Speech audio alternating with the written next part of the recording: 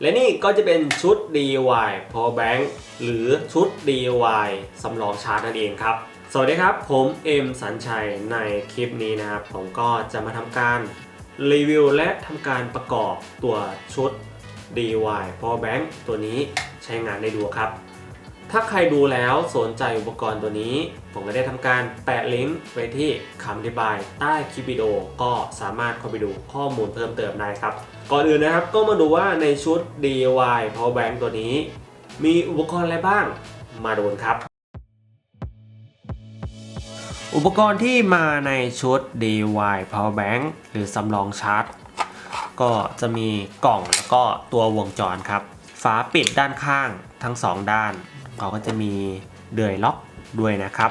แล้วก็ตัวสกรูเพื่อทำการขันยึดตัวฝาปิดด้านข้างสำหรับบล็อกตัวนี้ก็จะเป็นพลาสติกใสนะครับไม่แน่ใจว่าเป็นอะคริลิกหรือไม่แล้วก็จะมีพลาสติกปิดเพื่อป้องกันรอยด้านนอกมาด้วยเวลาที่เรา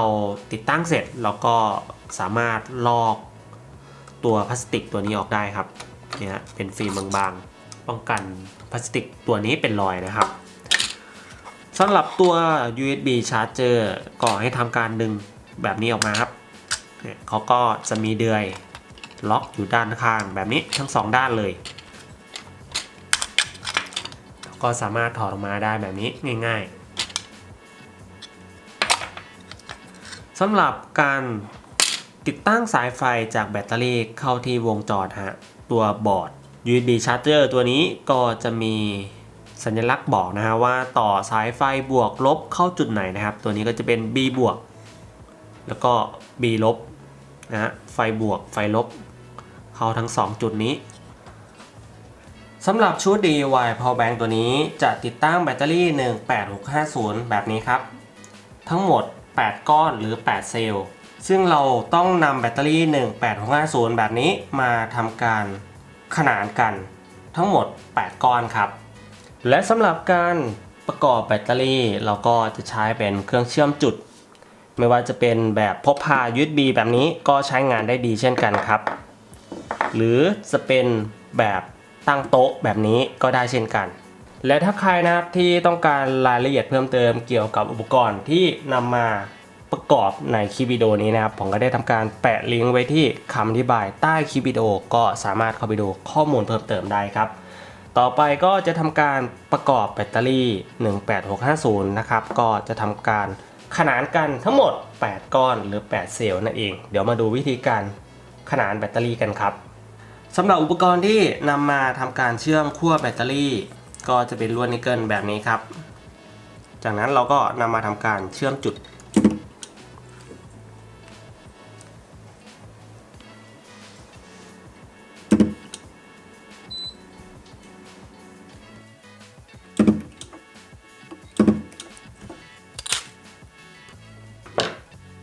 จากนั้นก็นำแบตเตอรี่ที่เราได้ทำการขนานกัน2ก้อนมาทำการขนานกันอีกครั้งครับก็จะรวมเป็นทั้งหมด4ก้อนแบบนี้ก็ใช้ลวดนิกเกิลในการ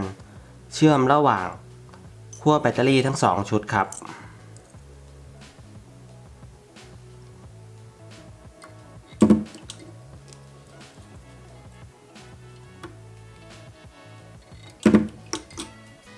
จากนั้นเราก็จะนำแบตเตอรี่ทั้ง2ชุดมาทำการขนานเข้าด้วยกันแบบนี้อีกครั้งเพราะว่าเราจะทำการติดตั้งลงในบล็อก Power Bank DIY ตัวนี้ครับต้องทำการติดตั้งในลักษณะนี้นำขั้วบวกทั้ง2ชุดมาทำการเชื่อมต่อกัน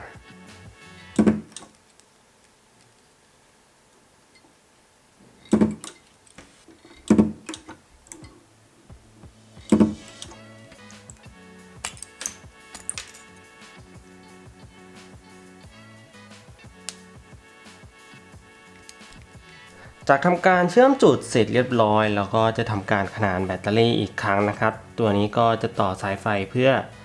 นำไปเชื่อมต่อกับตัวโมดูลชาร์จเจอร์จากนั้นเราก็จะทำการขนานขั้วลบ จ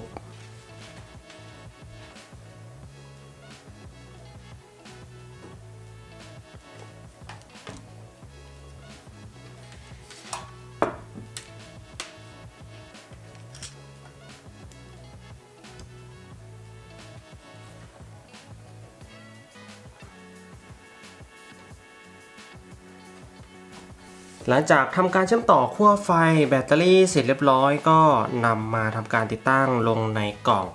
DIY Power Bank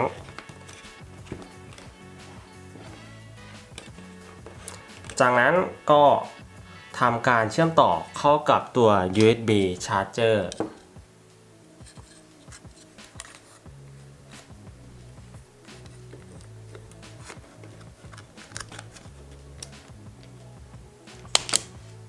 และก็เชื่อมต่อสายไฟบวกลบเข้ากับตัว USB Charger ครับ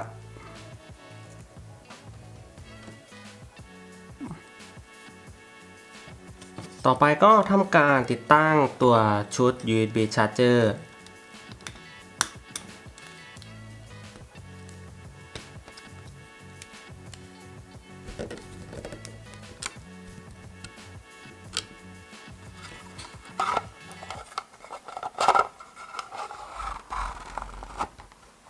ตอนนี้ก็จะเป็นขั้นตอนสุดท้ายครับ ก็นำฝาด้านข้างมาทำการติดตั้ง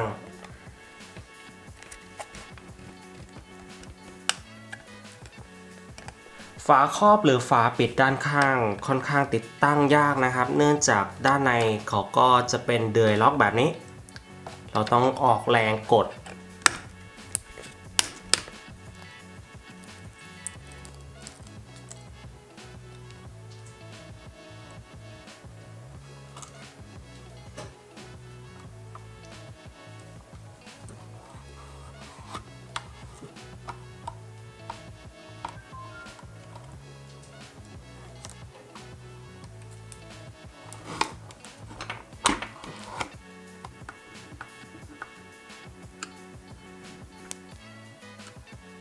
ตอนนี้ได้ทำการติดตั้งเสร็จเรียบร้อยพร้อมใช้งานสำหรับตัวฟิล์มพลาสติกใสตัวนี้นะครับเราก็ทำการลอกออกแบบนี้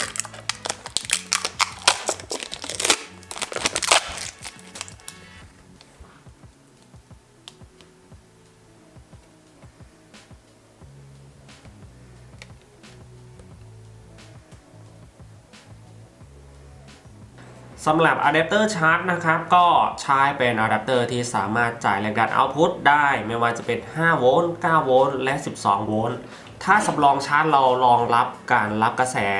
และแรงดันที่สูงนะครับเขาก็จะสามารถรองรับการชาร์จที่กำลังวัตต์สูงได้อะแดปเตอร์ตัวนี้สามารถจ่ายได้สูงสุดที่18วัตต์ผมจะใช้เป็นสายชาร์จไมโคร USB ครับ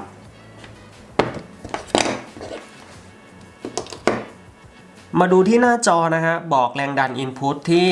11.9 โวลต์กระแสอยู่ที่ 1.7 แอมป์ถ้าคำนวณเป็นวัตต์ก็จะอยู่ประมาณ 20 วัตต์บวกลบนะครับ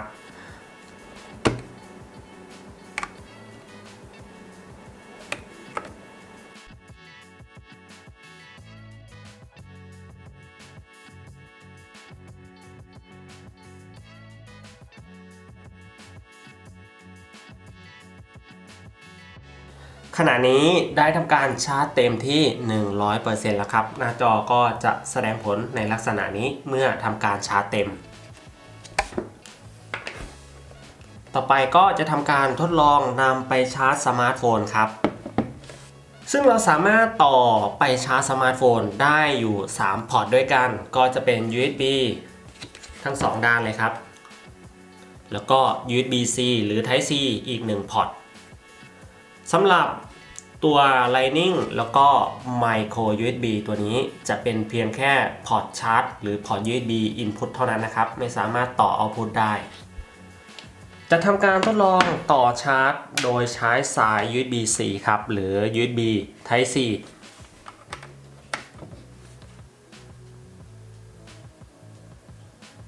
เมื่อเราทำการเชื่อมต่อชาร์จหน้าจอก็จะระบุแรงดัน Output และกระแส Output ครับตอนนี้แรงดัน Output อยู่ที่ 9.3 โวลต์กระแสอยู่ที่ 1.7 แอมป์ครับถ้าเราทำการต่อชาร์จพร้อมกันหลายๆเครื่องแรงดันที่จ่ายออกจะเป็นแรงดันกี่โวลต์เดี๋ยวมาทำการทดลองกันครับตอนนี้ก็จะทำการชาร์จเพิ่มเข้าไปอีก1เครื่องแรงดัน Output ที่จ่ายออกจะอยู่5โวลต์ DC ถ้าเรานำอุปกรณ์มาเชื่อมต่อ มากกว่า1เครื่องแรงดันเอาต์พุตจะอยู่ที่5โวลต์ DC เท่านั้นครับ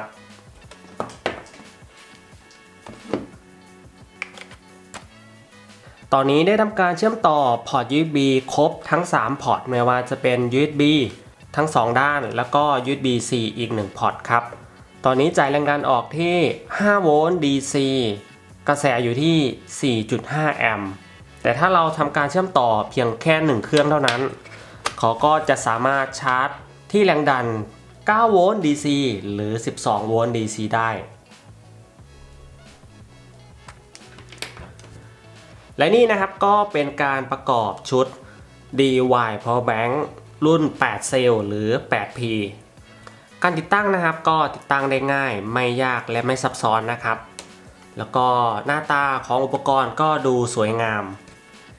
สำหรับความจุของแบตเตอรี่ในชุด DY ชุดนี้นะครับผมใช้แบตเตอรี่ที่มีความจุที่แตกต่างกันซึ่งคำนวณต่อเซลล์หรือต่อก้อนนะครับก็จะคำนวณอยู่ที่ 3,300 มิลลิแอมป์ต่อก้อนต่อเซลล์รวมกันทั้ง8ก้อนก็จะได้อยู่ที่ 26,400 มิลลิแอมป์ครับตัวนี้ก็จะเป็นความจุของแบตเตอรี่ในชุดนี้